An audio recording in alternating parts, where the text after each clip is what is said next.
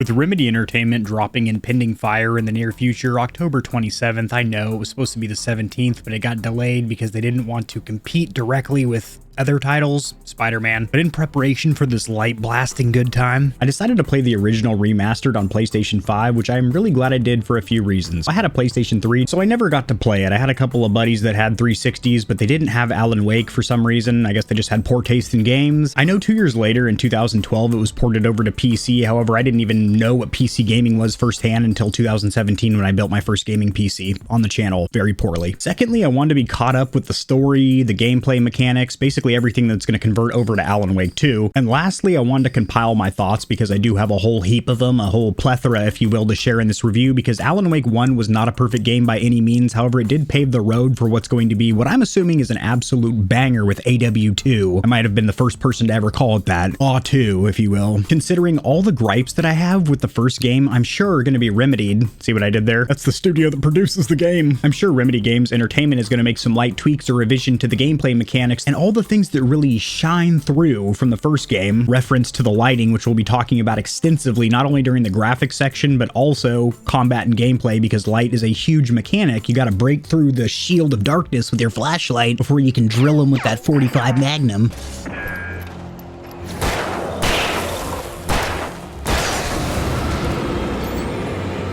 I don't know why I started talking like that, but the gameplay is exciting.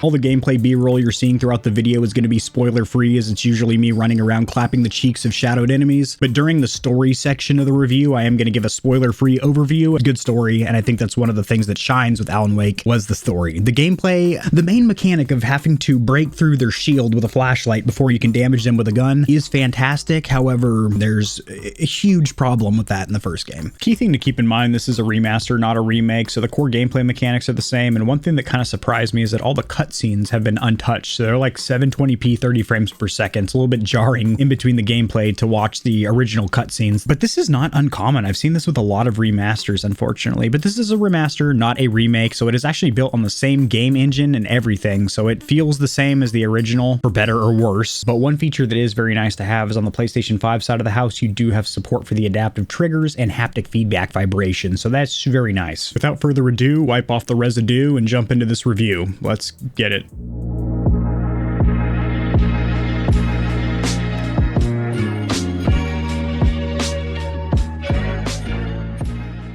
As far as price, platform, and where to buy, this game has been out for fucking ever. May 2010 for the 360, and then a PC version in February of 12, and then the remastered version that I played was available for PlayStation 4, 5, Xbox One, as well as the Series S and X. That came out just 2 years ago in October of 21. There's also a Switch version if you really want to lose some hair watching it stutter and sputter at 24 frames per second. I'm just assuming. We've seen the performance of direct ports to the Nintendo Switch platform. Generally, it's not savory. Now, if you've got a physical disc slot on your console, you can pick up this remastered version on disc on Frisbee for about 20 bucks here on Amazon, 30 bucks over here on GameStop. I think my silly willy sucking ass actually spent $40 in the PSN PlayStation Network for the digital remastered version. I'm not sure why. I guess I just saw it there and was like, oh, Alan Wake, I've always wanted to play that. Take my credit card from me, why don't you, Jim Ryan? He's not even in control of Sony anymore. He actually just resigned so he could spend time with his family. At least that's the reason he's giving, even though he only held his current position for 5 years, usually a position held much longer. As for the meat and potatoes of the game here, the combat slash gameplay loop, if you will, it's very original because you have to break through darkness with a flashlight before you can damage enemies. Yes, you can shoot them with a firearm, but it's going to do virtually no damage, hardly any damage, until you crack that shield with either a flashlight or a flashbang, a flare, some source of light. Now, if that sounds really cool, that's because it is. And in practice, it's implemented pretty well in Alan Wake 1. However, there are some major imbalancing issues. For example, all enemies, you have to really beam the ever-living shit out of them with a 6,000 lumen mag light for like 30 seconds before you crack their shield. And pretty late in the game, I believe it's chapter 4 of 6, you unlock a heavy-duty flashlight that's an industrial John that has kind of the strength that the normal flashlight should have, in my opinion. Also, the weapons feel super weak, or the enemies feel super spongy or tanky. It's one of the two. There's definitely an imbalancing issue where even a shotgun up close or a hunting rifle headshot is not a one-tap. It ain't even a two-tap. I've dumped an entire tube of shotgun shells into my opponent, my foe, and he's still standing there, you know, giggling at me like I just hit him with a pellet gun. Inappropriate appropriate, and I'm sure that'll be changed in Alan Wake 2. There's also certain moments where you're going to feel absolutely swamped, just overcome with enemies. There's certain parts of the game where you're just standing there as waves come in and you have to indeed just survive the waves. Your best chance for those is just to pop a flares, basically an instant way to push enemies off you or to run towards light sources, as this is also the checkpoints. This is also a slight complaint I had, is that the only checkpoints you have is running into these light sources, and there's several times where I would die and have to go back 30-40 minutes because I was checking out a large open area to loot and pick up supplies before getting to the next actual game checkpoint. Another huge issue is with the controls. This can be pretty much expected that a game that came out during the Xbox 360/PlayStation 3 era is going to have pretty whack and wonky controls. That is not always the case. However, play a game from your childhood and it's probably not going to stand up in the controls department. Luckily, a lot of these remakes or remasters rebind button mappings and also have sliders for things like sensitivity and dead zone controls. This isn't one of them. Alan Wake had pretty limited settings, and you still have sprint and dodge bound to the same button, which is L1. It's kind of tragic because a lot of times you're sprinting away from a horde of enemies because it's literally just best to run rather than fight, because you can see the next light source, the next checkpoint in front of you, and lo and behold, enemies can't fuck with you when you're standing there. But that means whenever an enemy is about to clap your cheeks from behind, you have to let off the sprint button, then tap it again in order to do a little quick dodge. Keep in mind, you also have to point the analog stick in a direction while tapping L1 to do a quick dodge. It's pretty unfortunate, and I'm sure Alan Wake 2 will have more modernized controls. Also, there's a lot of things in the environment that you would think Alan would be able to climb on, but you simply can't mount. And movement's definitely not a focus here. He seems really sluggish and gamey with his movements, not very natural and fluid. You can't really climb on things like in Uncharted or some of the modern Tomb Raiders. Also, there's several sections of the game where inanimate objects such as trains or huge metal chunks out in the environment are going to start flying at you. It's super annoying. Once you figure out how to defeat them, it's not the biggest deal in the world. You just do the same thing you would do with the enemies, beam them with light and then shoot the shit out of them. But it's pretty frustrating whenever that happens because it's almost an insta-kill, especially if you're playing on a harder difficulty. And these sections just seem like more of a nuisance than something that was challenging or enjoyable. I will also say this game is quite challenging. I died quite a goddamn bit even on normal difficulty. It's challenging for sure, but it's not really challenging in a fun way. Like the enemy AI gets better, they start working together and flanking you or anything like that. It's really just that the enemies are more spongy and tanky and the weapons seem even weaker and you have to give them more light. The gameplay is fun. It's super original. I haven't seen anything like it in any other game, and I'm excited to see what Alan Wake 2 does with these mechanics because I think it'll be a lot better. To break up the general monotony of the gameplay loop, there are some really memorable moments, such as standing off waves of enemies while you're on stage of a rock concert and there's lights and explosions and fireworks going off. And in between the spawns or waves, you have this huge flash of light, which basically clears them out, gives you time to reload and recalibrate, heal up and grab ammunition, and then you're right back to butt fucking. Also, there's some pretty memorable mini bosses slash boss bosses, such as a huge possessed tractor that's trying to run you over. I thought that was really cool. And it's not just the tractor that's trying to smush you, you're also getting ran at by like 6 zombies at a time. Exactly like Quantum Break, this game is broken into chapters that kind of pick up like a TV series where it's like, hey, previously on Alan Wake. I really don't like this for a couple of reasons. The main one is for almost all of these chapters, at the end, you lose all of your gear. You're going to start again with pretty much either nothing or a pistol and a whack-ass flashlight, which is kind of frustrating, but something to keep in mind if you're playing this for the first time. Don't be scared. So I'm going to use my weak revolver and kind of hoard my shotgun ammo for later because it's probably just going to reset anyway. And these recaps are kind of cool if you set down the game months ago and then you just went back to it and you kind of want to refresh, or you're just playing the damn game, so you don't need this recap considering you were just there. And it just makes it seem like an old corny TV series or something like NCIS. I've never liked that. I didn't like it in Quantum Break. I don't like it here. Previously on Alan Wake. I was there. I just put down the controller 2 seconds ago. Also, whenever you enter combat, Alan completely forgets how to sprint, which is pretty whack for 2 reasons. If you're trying to run away from enemies instead of fight them, which a lot of times you probably will be doing if you're swamped or surrounded, his sprint animation literally changes to looking like he's wearing skinny jeans that are 3 sizes too small, or he just shit his pants, or a combination of both. Not only does he look silly while he's running, but he's also about half the speed of his normal sprint. And the biggest problem here is that it definitely lets you know when enemies are trying to sneak up on you. It takes away from the scariness of the game because you're like, oop, well, Alan's running at 1 mile an hour now. I'm about to get jumped. There's a jump scare coming. Also, to break up the gameplay loop a little bit, there are a couple of scenes where you're going to be driving vehicles and you do have full control of them. It's not on rails where it's pulling you back to the road or has auto drive or anything like that. However, the sandboxes that you're driving around in, the little maps are actually pretty small. You're pretty limited as to where you can go. But the most important part of driving is that you're much harder to kill, and you can turn on the high beams of your vehicle to weaken the enemies and then run them over, so you can just barrel through hordes of enemies, which is a ton of fun. There's also quite a few vehicles that you can jump in and out of. Basically you can drive any vehicle as long as the interior lights are on, which is kind of funky. Why would you leave your interior lights on? on. It's going to kill the battery. As for the audio design, the remastered version is incredibly quiet in comparison to the PS5 system sounds. I even had to end up muting my system sounds because every time I would change a profile on my DualSense Edge Pro controller, 30% louder than the actual in-game sounds, scaring a small amount of piss out of me. And because the game itself is also very quiet, there's parts where you're listening for footsteps or creepy enemies trying to diddle you, so you're going to crank the sound up super loud, and then you get a notification that your buddy Randy Dandy just signed online and is inviting you to a party chat. Scares the hell out of you. Also, there's only one audio clip for Alan running. He pants like a dog basically, and it plays continuously. After sprinting for about 10 seconds, he'll start panting, and he does not stop until you stop running.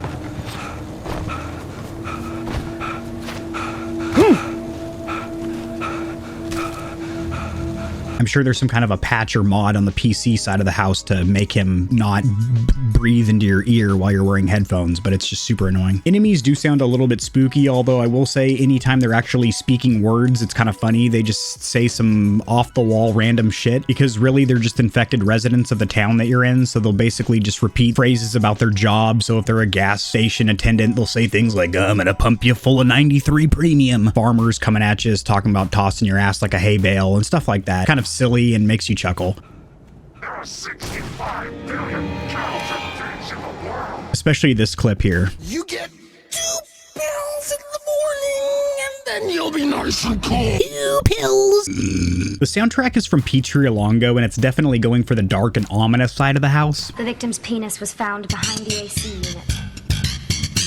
Let's go with the usual stuff, maybe.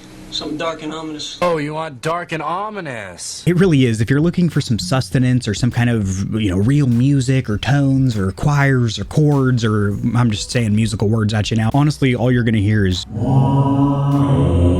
I actually looked up the OST or official soundtrack to Alan Wake on YouTube just to listen to a few different tracks and let it speak to my soul, because I didn't even actually remember hearing much music or ambient music off in the distance in the game when I was playing. But over here I listened to a couple of tracks and it didn't really incite or induce much emotion in my gamer soul. It just made me feel like, yup, this is the music that would be in the background of a 2012 horror game. Not bashing the composer, I mean, he's the master of his craft, but it just... As for the plot, the story, if you will, it is pretty goddamn good. The main character, Alan Wake, who's voiced by Matthew Peretta, you're a best-selling crime fiction author, so think of yourself like a young Stephen King. However, you've got 2 years of writer block. The last book you released is quite a banger, pretty well publicly received, but you just have not been able to put words on the page for about 2 years now. Part of that is because your relationship with your wife has been slipping like a bad transmission. Actually, that's a core component of the story because you and your wife Alice traveled to a small town called Bright Falls in order to mend your relationship, a little vacation away from the city hustle and bustle, if you will. Now, this short vacation was at the advice of their friend and agent Barry Wheeler, who I have to say is a pretty funny dude. I generally like him and think he was a good core character, and he's got some side-splitting memorable moments. Shortly after arriving at Bright Falls, you go to a diner not for a sandwich, but to retrieve the keys of the vacation cabin from Carl Stuckey, the landlord. However, you're the one who's getting stuck here because you get encountered by an old dusty windbag who slips you a rusty, dusty, musty key. Spoiler alert, that's not the cabin that you're supposed to go to. She just sent you to another resort that you didn't book a reservation for. But once you get there, you and your wife decide, wow, this is actually quite a gorgeous vista we can wake up to. We can make out on this little patio area looking out on the water because it's on Cauldron Lake. But then Alan has a vision of an old woman, his wife falling off of a cliff into the water, breaking her spine on the way down. Basically, Alan Wake finding these manuscripts, these pages showing that perhaps he has actually written his next novel and he's living out the adventure that he's written out for the main character. And throughout the story, Alan and his buddy Barry are going to find the truth about Cauldron Lake from the possessed town folks as well as the non-possessed town folks that can formulate sentences. And no spoilers here, but it's a pretty damn good story and definitely worth a playthrough, especially because this is an older title. You can pick her up for shekels on the dollar. And if you're somebody like me that didn't get to experience this when it came out back in 2010 or 12 if you're a PC player, now is a good time, especially with Alan Wake 2 right around the corner, just knocking on our back door. Also, definitely worth mentioning that there are 2 specials after you've beaten the main story. There's one called The Signal and one called The Rider that will expand on the story slightly and fill in some gaps. As for the graphics, because this is something we need to talk about, the trifecta of what makes this an interesting and overall impressive game. First one is going to be the story, obviously. Alan Wake, you're a writer. You and your wife are having problems. She's scared of the dark. That'll come into play later because this whole game's about you fighting off the darkness. You can't write for shit. You're going to find manuscripts. Guess what? You've been writing, but you just didn't remember that you've been writing, and you're living out the confuckery of your latest novel.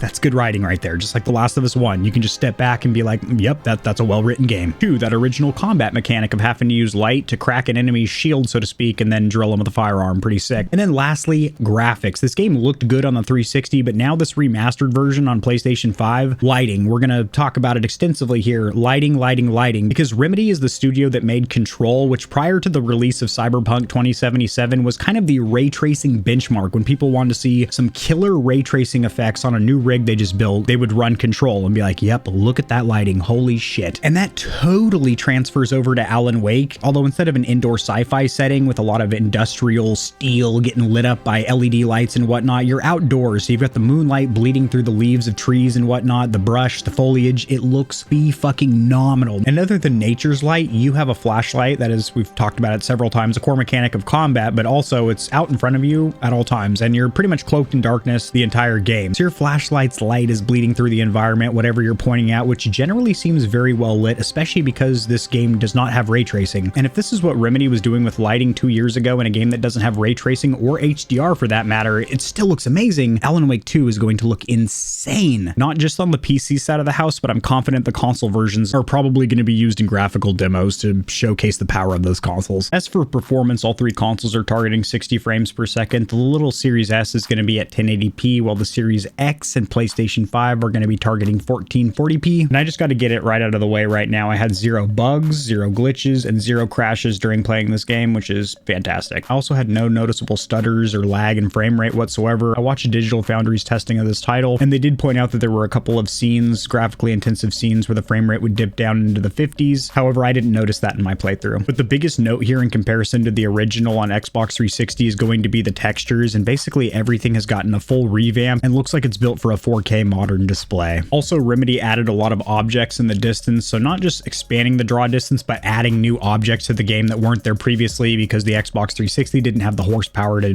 generate in those objects. So because of that, a lot of that artificial fog or haze has been removed, and the game just looks a lot prettier. You can see a lot more off in the distance, and things up close, things like gravel and foliage, just look a lot more natural and good. It is pretty surprising to me that a game about light and darkness doesn't have at least HDR, if not ray tracing. I can understand the ray tracing side of the house, maybe just wanting to hold off for Alan Wake 2 to have that to really showcase what Remedy can do with ray tracing. But HDR, the game still looks phenomenal without it, but it would look better with it. One graphical tweak that you're going to notice from the first combat encounter throughout the entire game, that was the low res buffer effects for lighting and shadows, considering every time you want to encounter an enemy, you're beaming them with light, and then when you kill them, they just explode into a particle effect of light. And that looked kind of funky on the 360. Now it doesn't, so that's good. With about 10 hours getting you through the story and 25 hours getting you 100% completion, how is the replayability or in-game for this title? I would say not fantastic, considering there is no multiplayer. There is a Game Plus style mode called Hardcore, which does unlock some manuscript pages that you can only get in that mode. However, the whole task of collecting manuscript pages isn't really that sexy. You don't really get anything from them. You can't do anything with them. It's kind of a nothing burger of collectibles. At least in something like Uncharted, they all look different, and you can open up a page, look at all the things you've collected. It kind of entices you to play through the game again. So unless you're a diehard Alan Wake fan, there really isn't a whole hell of a lot of replayability. Personally, this was enough. Playing through it once was good. It got me ripened up and freshened up to play Alan Wake 2. I'm all caught up with the story. I'm all juiced up for the gameplay and ready to beam and blast 5,000 lumens of LEDs right into the corneas or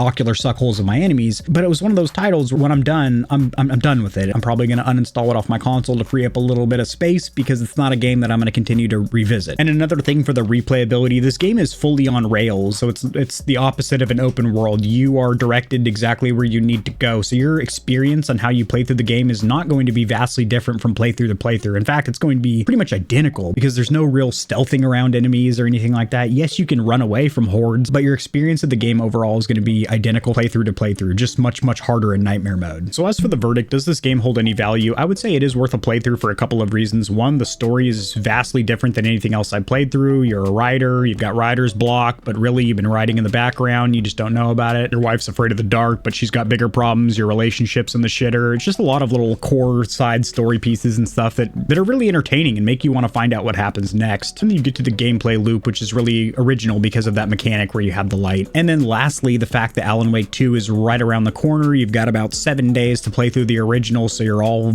caught up and ready for the sequel. Although you don't need to play the original to play Alan Wake 2. I'm sure for a lot of gamers, AW2 is going to be their first experience being in the loafers of Alan Wake. But I can confidently say at this point that Remedy makes pretty solid games. We've got the Max Payne series, you've got Control. And then you got Quantum Break, which is another title I'll probably review because that game is pretty underrated, or at least under talked about. It does the stupid chapter thing that Alan Wake does previously on Quantum Break. But the core gameplay with that one is that you can manipulate time, and that's a fun game as well. Alan Wake 1, it's different than what you've probably played before. There's no other game that I can really think of that has an Alan Wake style gameplay. Luigi's Mansion, you know, it's about light. I had an absolute blast playing through Alan Wake. Drop in the comment section below your opinion of this game. Are you excited for the sequel? Did you enjoy the original? Were you one of the lucky bastards that had it on Xbox 360? And I'll see you Stallions and Stallionettes tomorrow. Peace. If you enjoyed the video, liking it helps it to get seen by more gamers. This information will reach and assist them as well, which in turn helps me grow this little channel, which I do greatly appreciate. Subscribe for more content like this. I cover news in the gaming community and industry, tutorials helping you get set up streaming and YouTubing, as well as honest gaming product reviews, keyboards, mice, headsets, controllers, mics, chairs, etc. There are some hefty exclusive discount codes found only in the description of my videos and only for the audience here at GamerHeaven. I have links to all my other platforms and socials in the description below. To get in touch with myself and the Stallions and Stallionettes of GamerHeaven, join the community Discord, and check me out at twitch.tv where I go live every other leap year on a blue moon if it falls into an odd calendar number, and my pH balance is on point. Just kidding, starting June I'm going to be live streaming a lot. Thanks for watching. This has been AK40 Kevin hosting GamerHeaven, and I'll see you tomorrow because I upload daily, all the time, 60% of the time,